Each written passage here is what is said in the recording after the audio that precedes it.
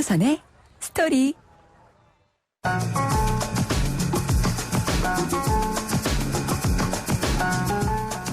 여러분, 학창시절에 극기훈련 가서 혹은 교련 시간에 기합 받아보신 적 있습니까? 하나 둘 이렇게 구호를 외쳐가면서 PT 체조를 하지 않습니까? 마지막 구호를 외치지 않아야 하는데 꼭 한 명씩 실수를 하는 친구들이 있었죠. 그렇게 PT 체조가 끝나질 않았던 기억이 납니다. 소셜미디어에 보니까 누군가 코로나 사태를 두고 그렇게 얘기를 하더라고요.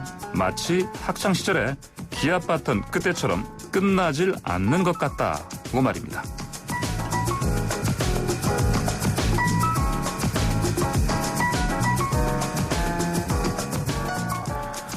여러분, 어느 유명한 야구선수가 얘기했다고 하죠. 끝날 때까지 끝난 게 아니다. 이 말이 요즘 참 각별하게 다가옵니다.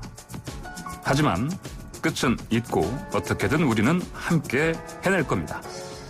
오늘은 긍정의 기운을 가득 담은 곡으로 문을 열어볼까요? 콜드플레이의 곡입니다. Up and Up.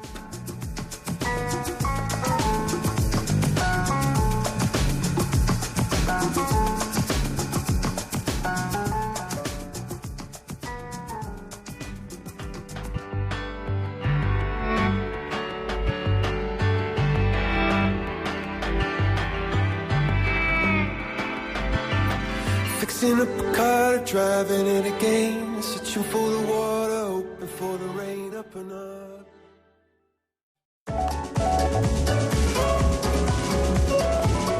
방구석 월드 투어. 네, 주중에는 너무 바빠서 제대로 챙겨보지 못한 전 세계 이슈를 이야기 나눠보는 시간입니다. 방구석 월드 투어. YTN의 인터내셔널을 담당하는 국제부 조수연 기자와 함께합니다. 안녕하십니까? 안녕하세요. 오늘은 어떤 소식 들고 오셨습니까? 네, 지금 미국 전역이 이 사건 때문에 들끓고 있는데요. 네. 사실 2월에 발생한 사건 당시의 영상이 최근에 공개되면서 주목을 받게 된 일입니다. 저도 처음 접하게 된 게 SNS였는데 네. 미국 유명 인사나 신문사의 계정에 아마드 살해 사건 진상 규명을 촉구하는 메시지가 올라오면서 네. 자세히 들여다보게 됐습니다. 이 흑백 갈등, 인종차별, 이것은 미국 사회의 뿌리 깊은 문제 아닙니까? 또 뿌리 깊은 또 아픈 역사이기도 하고. 그렇죠. 이 문제 재점화되고 있다고 하던데. 그렇습니다. 이 사건이 바로 그 문제와 관련이 있는 것으로 지금 보이는데요. 예. 이 사건이 발생한 게 지난 2월 23일 낮이었습니다. 흑인 청년 25살 아머드 아버리가 조지아주에 있는 동네에서 조깅을 하던 중이었는데요. 네. 이때 차를 몰고 옆에 따라가던 백인 부자가 쏜 총에 맞아서 숨졌습니다. 예, 이들 부자는 아버리를 강도로 의심해서 추격했다. 그리고 아버리가 폭력을 행사해서 자기 방어 차원에서 총을 쐈다고 주장을 했습니다. 근데 이제 사건 직후에는 뭐 이 아버리도 현장에서 바로 숨졌고 예. 그러다 보니까 이들의 주장뿐이었고 예. 아무도 체포가 되지 않았습니다. 아하. 그러다가 지난 5일에 총격 당시 영상이 공개되면서 무고한 비무장 청년에 대한 살해 사건이 아닌가 하는 이런 분노 여론이 미국 전역에서 확산이 했습니다. 예. 결국에 이 영상이 공개된 지 사흘 만에 조지아주 수사당국은 이들 부자를 가중 폭행, 살인 혐의로 체포를 했는데요. 예. 외부 검사가 배정된 끝에 사건 발생 74일이 지나서야 체포가 된 거였습니다. 그 말씀하신 대로 그 영상 안에 방금 설명하신 그런 부분들이 담겨 있던 겁니까? 그러면? 네, 그렇습니다. 여러 가지 정황이 이제 영상을 통해서 확인이 됐는데요. 예. 맥마이클 이 영상은 그리고 일단 말씀드리면은 그 당시에 목격자가 있었다고 합니다. 근데 목격자가 차 안에서 이 상황이 벌어지는 것을 보면서 예. 자기 핸드폰으로 촬영을 했는데 그걸 이제 경찰에 제출을 한 것으로 좀 알려졌습니다. 그런데 이제 제출을 한 시점 이후에 이제 한동안 공개가 되지 않다가 예.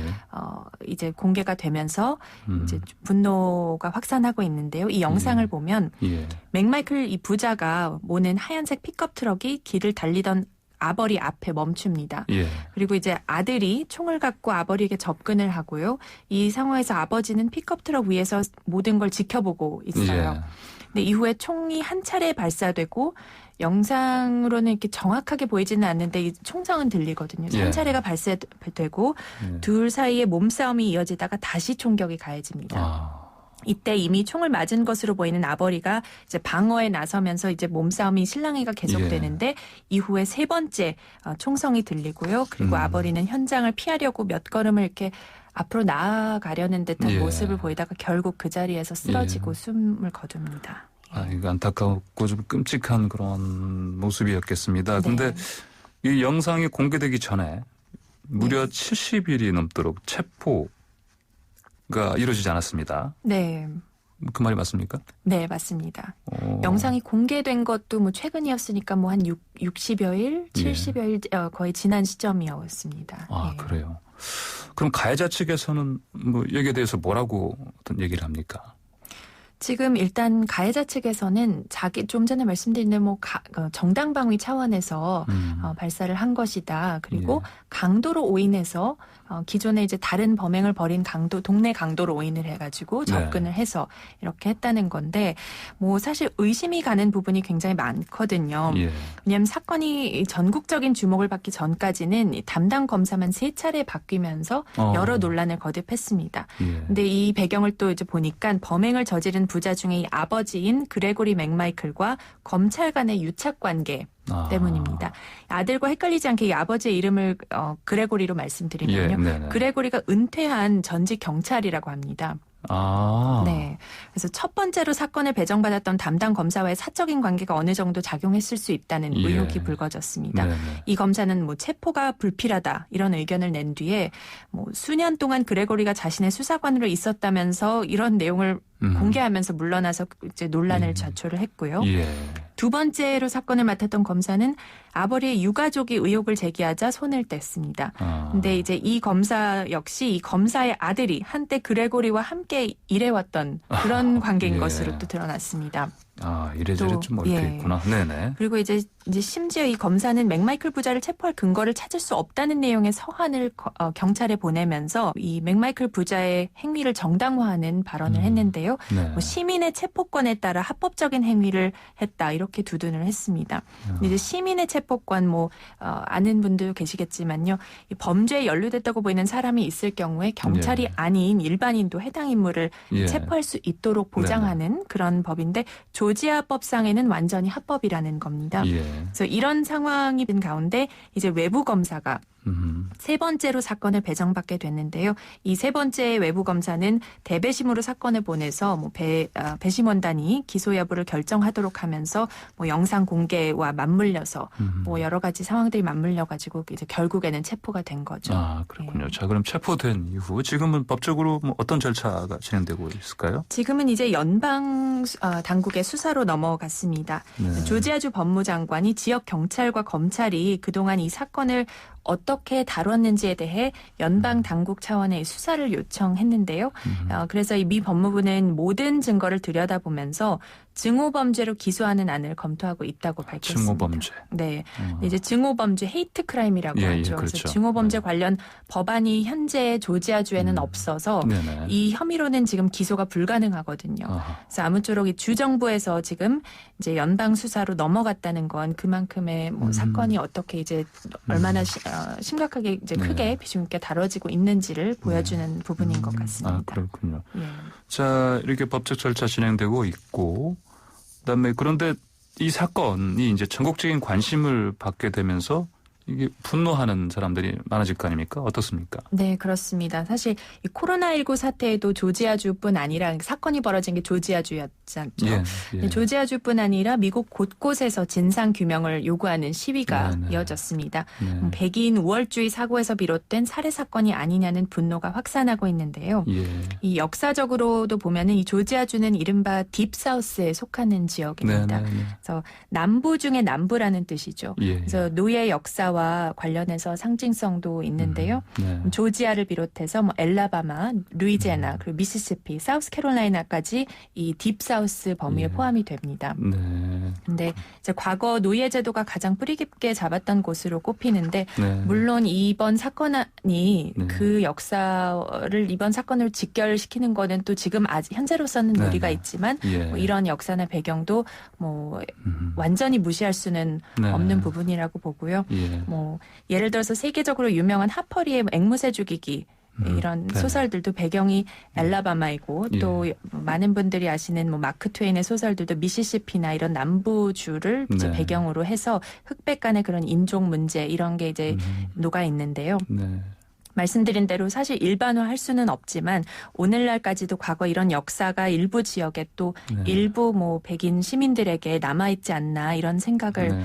예, 해보게 됩니다. 예. 근데 이 역사가 있다 보니까 뭐 인종차별 혹은 증오범죄가 아닌데 뭐 네. 무조건 흑인과 백인 사이의 그 갈등이나 이런 일들을 그런 쪽으로 몰아가는 네. 또 그런 혹은 뭐 정치 쟁점화되는 그런 경우도 또 사실 있거든요. 그래서 예. 이번 사건에 대해서는 뭐 수사가 진행되는 상황을 지켜봐야 되겠지만 현재로서는 뭐 미 정치권에서도 당파를 막론하고 한 목소리로 네. 규탄하는 이런 분위기가 좀 이어지고 있습니다. 아, 그렇군요. 네. 이 사실 인종차별 문제 더 이상 뭐 남의 일인 건 아닙니다. 사실. 네. 오랫동안 인종차별을 극복하기 위해서 아픈 역사를 겪었던 미국의 현재 모습 시사하는 바가 사실 우리한테도 적지 않은 것 같습니다. Le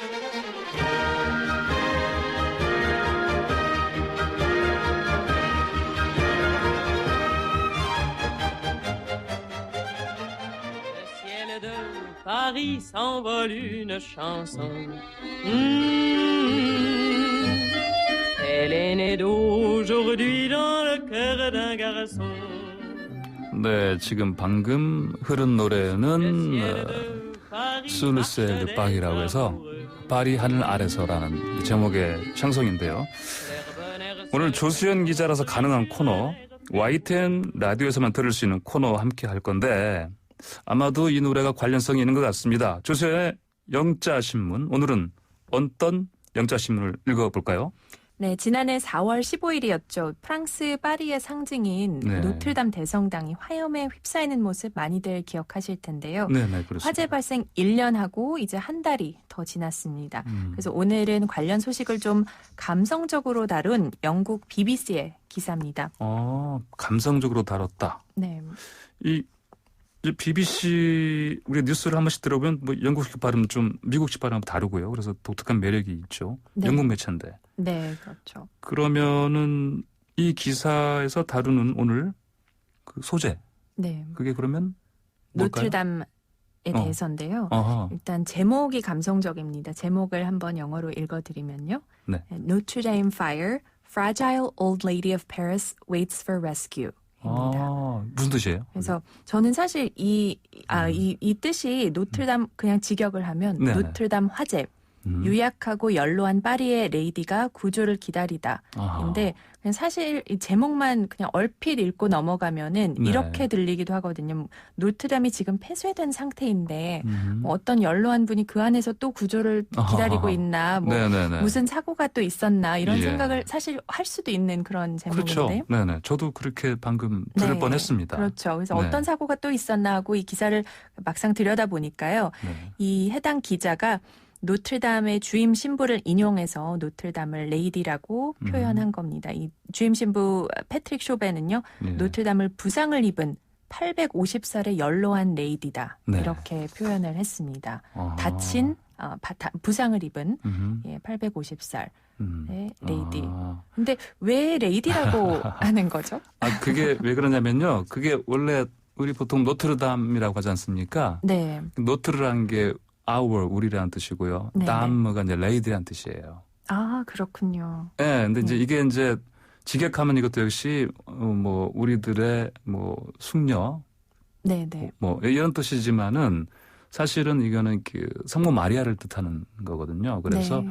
노트르담이라는 이름의 성당이 프랑스 곳곳에 있습니다. 그래서 네, 그렇군요. 그래서 그걸 이제 보니까 이제 BBC에서 낭만적으로 부드럽게 이렇게 이제 재미있게 제목을 뽑은 것 같아요, 보니까. 네, 그런 것 같습니다. 네. 또 이 주임 신부가 거기에 덧붙여서 이 많은 노인들이나 다친 이들에게 또 지금 코로나19로 격리된 사람들에게도 네. 노트르담의 이런 모습이 좀 상징성이 크다. 그렇죠. 이렇게 말을 했습니다. 아하, 그러면서 네. 이 기사 문장을 또 보면은 노트르담이 홀로 남겨졌지만 버려진 것은 아니다. 이렇게 표현을 했는데요. 네. 이런 문장들 사이에 굉장히 감성적이고 또 어떻게 보면 좀 낭만적일 수 있는 그런 문장들 사이에 주 내용은 어쨌든 속도를 내지 못하고 있는 이 복구 작업에 대한 안타까움 여기에 초점이 맞춰졌습니다. 결국 코로나19 상황 때문에 노트르담 이 복구 작업도 지금 불이 난 지 1년이 지났는데 네. 한동안 코로나19가 발생하기 전까지는 이제 진행돼 왔거든요. 제가 이렇게 들었었는데 그렇죠. 이 작업 네. 자체가 전체적으로 지금 사람들 정말 나이 드신 확진 판정받으신 이제 고령의 할머니들은 사실은 병원에 많이 가 계신데 네. 치료를 받고 계신데 이 올드 레이디 노트르담은 사실은 그런 치료를 받지 못하고 있다. 뭐 네. 이런 상황을 전달해 준 것 같네요. 보니까 그렇게 네, 볼 수도 그렇습니다. 있겠죠. 또 좀 전에 말씀하신 대로 사실 제일 큰 이유가 네. 이 복구 작업이 중단된 게 네. 뭐 최근에는 코로나 사태 때문이었지만 예. 그 전에도 여러 차례 좀 지연이 돼 왔다고 해요. 그래요? 진행은 됐는데 이게 이렇다 할 그런 진전이 없었던 이유가 화재 직후에는 납성분 오염 위험 때문에 지연이 됐습니다. 그래서 녹아버린 구조물에서 독성이 있는 납이 검출이 됐거든요. 예. 근데 또 이제 그 이후에는 좀 나아지는 듯 싶었더니 늦가을과 겨울철로 네네, 접어들면서 네. 파리는 이제 겨울 되면은 굉장히 날씨가 좀 안 좋은 날들 좀 예. 춥거나 좀 우중충해지죠. 바람이 우중충해지고 예. 그런 날들이 많죠. 그래서 예. 기상 여건이 좋지 않다 보니까 복구 작업이 또 더디게 진행됐어요. 그런데 이제 그 무렵에 코로나19 사태가 터지면서 3월부터는 아예 중단이 된 거죠. 그래서 4월 중순까지만 해도 예. 출입을 막기 위해 상주하는 이 보안 요원 외에는 네. 아무런 인력이 눈에 띄지 않았고 또 비계 위로 크레인만 남아있는 풍경이었다고 하는데요. 여기서 이제 이 기사에 보면은 비계 위로 네. 크레인이 굉장히 예. awkward한 모습으로 그러니까 굉장히 어색하게 크레인만이 홀로 서 있는 그런 네네. 모습이다. 뭐 이렇게 또 묘사를 했습니다. 그렇구나. 네. 하여튼 복구 작업이 이렇게 그냥 중단돼가지고 네. 어쨌든 안타까운 상황이네요. 예, 한 1년 사이에 어쨌든 그 좀 여러 가지 악재가 많았던 것 같은데요. 그래서 네. 지금 또 이제 스테인 글라스 창을 복원해야 하는 게 좀 큰 과제로 남아 있는데요. 네네. 근데 이 복원 작업을 시작하기 위해서는 이제 창문들을 살피는 과정에서 상당한 때가 쌓인 것이 발견됐다고 합니다. 근데 이제 여기서 이제 확인이 된 게 100년이 되도록 한 번도 닦이지 않은 것으로 보이는 창들도 있었는데 예. 이게 오히려 복구 작업에서는 최근에는 어쨌든 납성분 오염을 막는 역할을 하고 있다고 해서 뭐 또 그런 긍정적인 측면도 있는데 네. 그래서 이제 이와 관련된 작업이 한편으로 진행되고 있고 또 이 노트르담의 상징적인 부분이 그 첨탑이었지 않습니까? 네, 그렇죠. 근데 화재에서 첨탑이 쓰러지는 모습도 기억하시죠? 네네네. 예. 다행히 근데 건물 골격은 온전한 상태로 남았는데 첨탑을 다시 올려야 하는 상황인데요.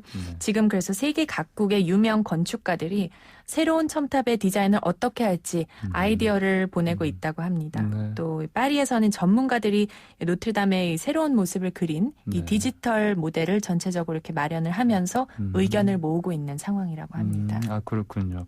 지금 프랑스가 보니까 최근에 얼마 안 된 걸로 알고 있는데 조금씩 이제 거기도 이제 격리나 이런 부분을 좀 푸는 걸로 알고 있습니다. 네, 그래서 맞습니다. 이 복구 작업도 다시 잘 재개돼서 빠른 시일 안에 제대로 그 원래 모습을 찾았으면 좋겠습니다. 근데 오늘 방구석 월드 투어 여기까지 하겠습니다. 감사합니다.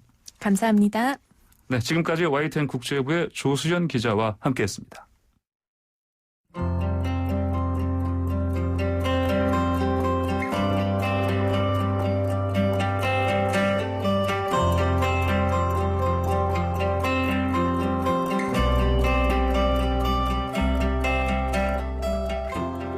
스토리를 담은 뉴스. 오늘 이야기는 104세 꽃님이 할머니의 퇴원 소식입니다.